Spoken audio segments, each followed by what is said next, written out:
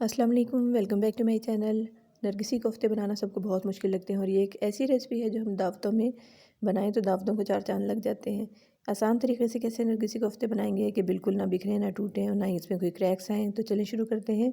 इसके लिए मैं सबसे पहले चॉपर में शामिल कर दिया है बोनलेस चिकन हाफ़ kg, एक दरमियाने साइज़ की प्याज है जिसको मैंने चॉप करके शामिल कर दिया है, अदरक लहसुन का paste 1 tablespoon, 1 teaspoon red chilli powder इसमें शामिल कर दिया है, हाफ़ टी स्पून इसमें हल्दी पाउडर को शामिल कर दिया है, गरम मसाला पाउडर हाफ़ टी स्पून, इसके अलावा एक ब्रेड का स्लाइस है,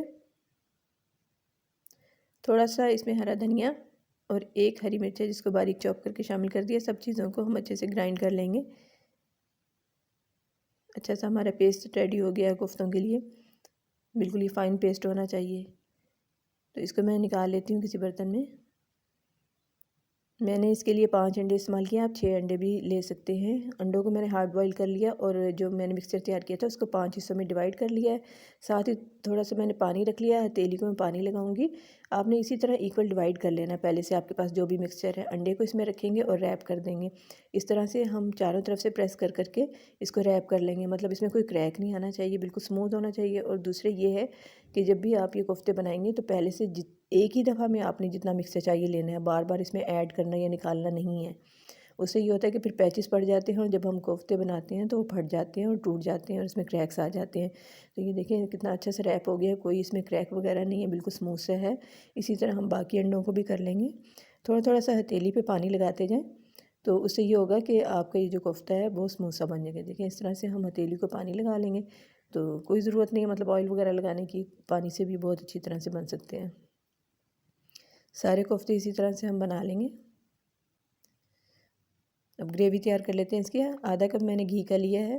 घी थोड़ा सा गर्म हो गया तो उसमें मैंने 2 दरमियाने साइज़ के प्याज थे उनको ग्राइंड करके शामिल कर दिया। 1 टेबल स्पून अदरक लहसुन का पेस्ट शामिल कर दिया, 1 टीस्पून सॉल्ट का शामिल कर दिया, 1 टीस्पून रेड चिली पाउडर का शामिल कर दिया, हल्दी पाउडर 1/4 टीस्पून शामिल कर दिया है। इसके अलावा 2 टेबल स्पून इसमें मैंने धनिया पाउडर के शामिल कर दिए हैं। मसाले को हम 3 से 4 मिनट के लिए कुक कर लेंगे। अब इसमें मैंने शामिल कर दिया है दही आधा कप, इसको अच्छे से मैंने फेंट लिया और दही के साथ भी हम मसाले को भून लेंगे।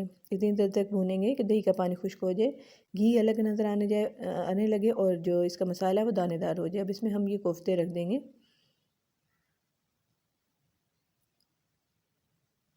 कोफ्तों को हमने रखने के बाद 2 से 3 मिनट के बाद इस तरह से पैन को पकड़ के हिला देना। हमने इसमें भी चम्मच नहीं चलाना जब तक कि ये कोफ्तों का कलर ना चेंज हो जाए।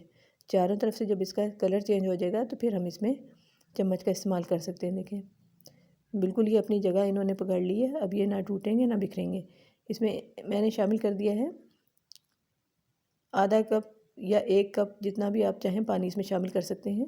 हाफ़ टी स्पून गर्म मसाला पाउडर के शामिल कर दिए और इसको कवर करके 15 मिनट के लिए मैं मीडियम टू लो फ्लेम पर इसको मैं कुक कर लूँगी।